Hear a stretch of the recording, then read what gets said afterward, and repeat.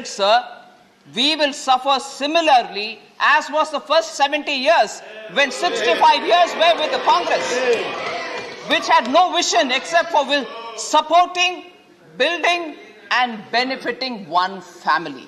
Except for that, there was no vision in this country. Please. Sir,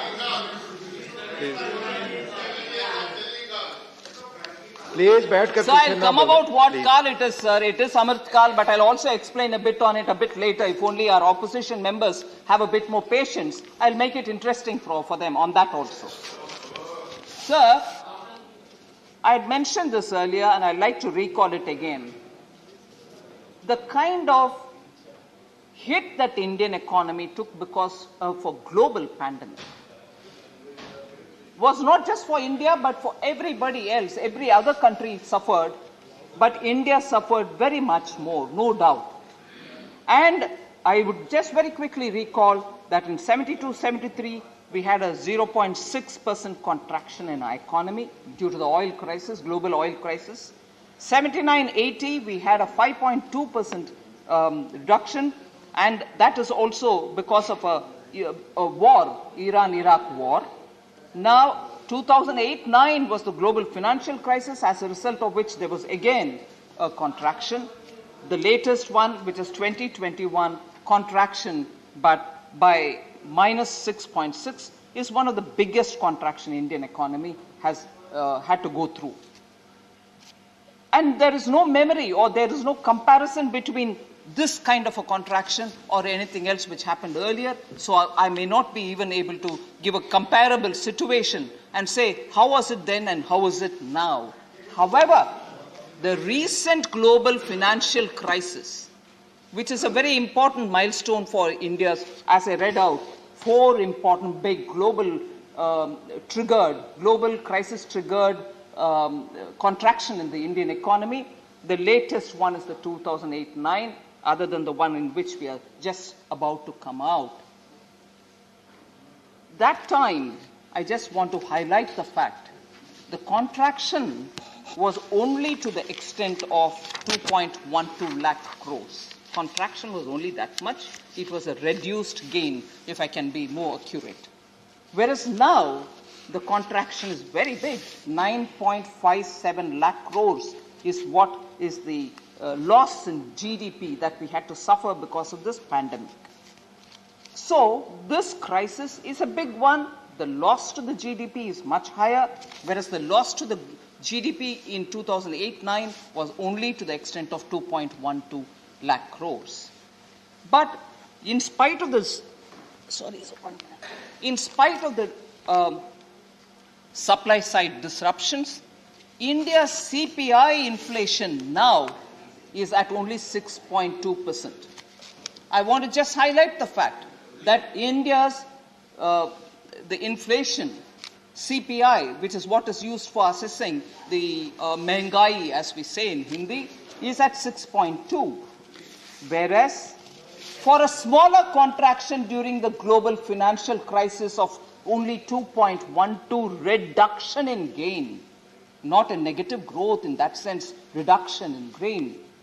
What was the CPI inflation then, sir, in 2008-9? Please. Sorry? Please. Sorry? Please.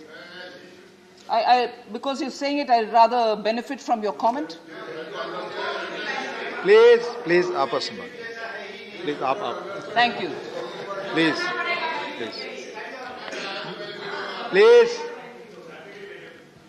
One should smile at it. Thank you, Anand Sharma ji. Thank you very much. So, sir, for a reduction in gain of 2.12 lakh crores, the CPI inflation of that time was 9.1%, meaning inflation was at 9.1%, the CPI, for a reduction of only 2.12 lakh crores, which is big enough. Global financial crisis hit us. That was the reduction in gain. Whereas the pandemic hit us and the loss to the GDP was 9.57%, and our management of the inflation is that it is only 6.2%. I want to highlight this for the benefit of all our opposition respected members who periodically say, look at the inflation, look at the inflation. I want to say, lesser crisis, you couldn't handle the inflation. You led it to 9.1. We are taking care of it, and it is remaining at 6.1% only. And I agree, there are instances where we need to work more to get more pulses in the ground, more edible oils in the ground. We are working on it.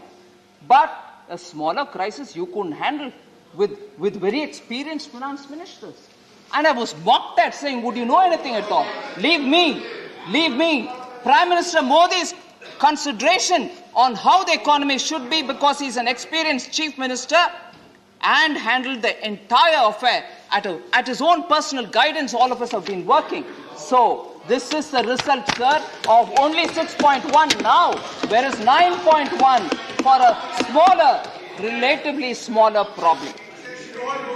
Please, Mr. John. I've admitted about that, John Bertas ji. Please. We know that ground level, if we need to do more, we shall be doing more. And thank you for reminding me that I have to go to the market. All right? Sir. Please, John Bertas. I want to highlight the fact that we chose to go through public expenditure on infrastructure building. Multiplier effect is what guided us on it. And I've said this before, revenue expenditure does not give you the required multiplier. Revenue expenditure of every 1 rupee gives you just 45 paisa worth of multiplier, and that too for that immediate specific period. Whereas for one period later, it gives us another additional 10 paisa more.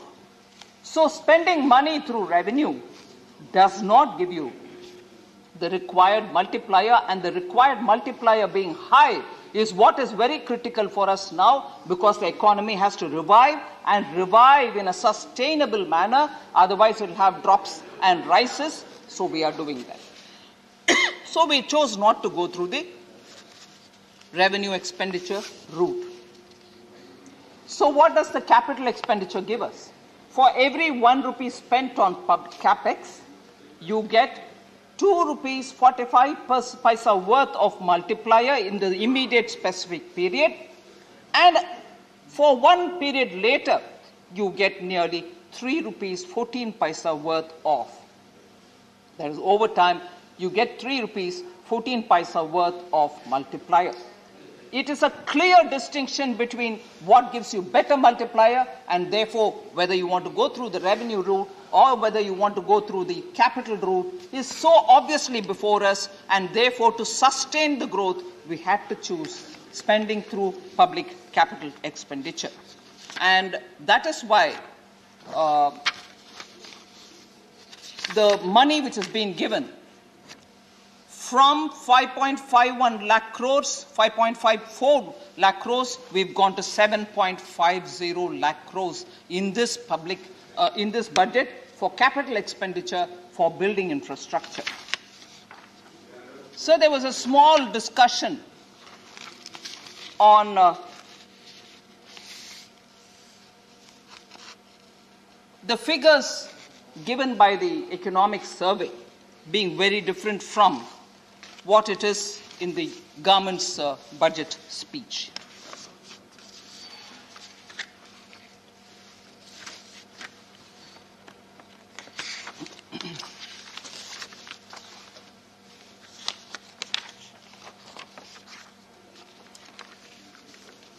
So it was raised, saying as an issue, the 8% number which has been given versus the 11% number, both nominal, the real being 8 and 11 being nominal, figures are given, and which is to be believed. Former finance minister, speaking about it in this house, said which one has got to be believed. I just want to highlight, sir, and I'm very grateful indeed to Dr. Narendra Jadhav, who pointedly went down to explain why that difference is there and what that difference explains for itself. And therefore, with that explanation already being given, I'm not getting into the details of it, but for the former finance minister to raise it as though there is something misleading is very disappointing. Because economic survey draws its source of information from one particular set of data. The government looks at advance estimates which come just before the budget and uses that data.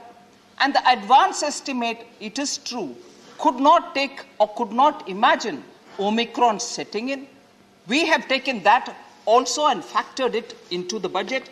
And as a result, there are numbers which are slightly at variance with one another. So sources of calculation being different, obviously you will get numbers which to believe. And I'm sure in his tenure too. Please. Vinay Vishwaji, no, not allowed. Not allowed. Please, no. Please, you continue your speech. No. Please, बैठकर पीछे ना बोले. Please. Oh, thank you. That's very interesting. That's right.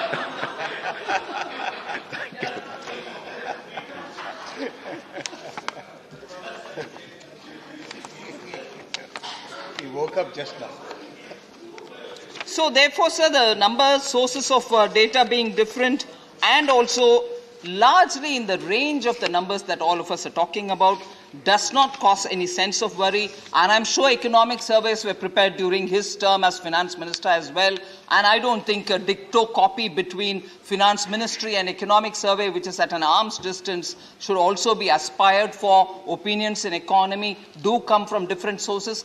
So long as they are diametrically not different, I think for us to raise doubts about its, credibility is only attempting to mislead. So I leave it there.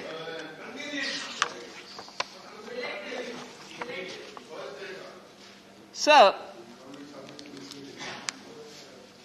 there were quite a number of members who spoke about various issues. I've clubbed them together on the head of the issue rather than by each member to go and answer every one of the questions. But I've grouped it all together. Like, for instance, on unemployment. Many members spoke. Shri Ajit Kumar Bhuyan spoke. Sanjay Singh from Aam Aadmi Party spoke. Elamaram Karim ji spoke of CPM. Srimati Kanimori from DMK spoke. Dola Singh ji spoke from TMC. Kapil Sibal ji spoke. A.D. Singh ji spoke. Former Finance Minister Chidambaram ji spoke. So I've grouped it all together to address the issue of, unemployment, so that I can speak about it. So the budget mentioned about different categories under which some employment is being created here, some somewhere else. But one big number which easily people picked it up and said that is the number, that is all that you're going to create. 60 lakhs is all that you're going to create. Sorry, I think what got missed out in that is PLI, which is being now given for 14 sectors. We are describing each PLI scheme which is being given for different sectors, and this one where we spoke about PLI, for the PLI driven exercises we said a 60 lakh number. That doesn't end the story there. There are various other steps that the government is taking aiming at improving employment. And I very clearly did also speak in a bit of an elaboration about how drones are also going to generate more employment in the rural area. It's actually showing results in many of the districts where it has already been adopted. So when also we are spending so much on infrastructure building, that cannot be without employment. Even that is going to be 7.5 lakh crores being spent for building public infrastructure is also going to be because there will be employment generated there. So the latest periodic labor force survey indicates that urban unemployment rate in January to March quarter of 21-22 has declined to pre-pandemic level of 9% after peaking at 20.8% of unemployment. It peaked there, but now it's already come down, is being established by this periodic labor force survey pertaining to the first quarter, January-March quarter of 21-22.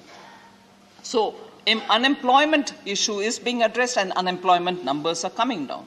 November 2021, sir, saw a net addition, not just addition alone, forgetting the dropouts, net addition in the EPFO subscription to peaking at 13.9 lakh new subscribers, an increase of 109.21% over the previous year. And this is the highest ever achieved in since 2017. So unemployment issue is got to be seen from the various different sources of information and sector-related information that we are getting. We shouldn't rush to think that 60 lakh crore which was given, 60 lakh which was given is all the jobs that is being created. Capital expenditure, I think I've partly explained. The issue of GDP number and the growth rate number being different, I've explained, which was also being raised by several members. Sir, there was this question on increased allocation to Ministry of Housing and Urban Affairs,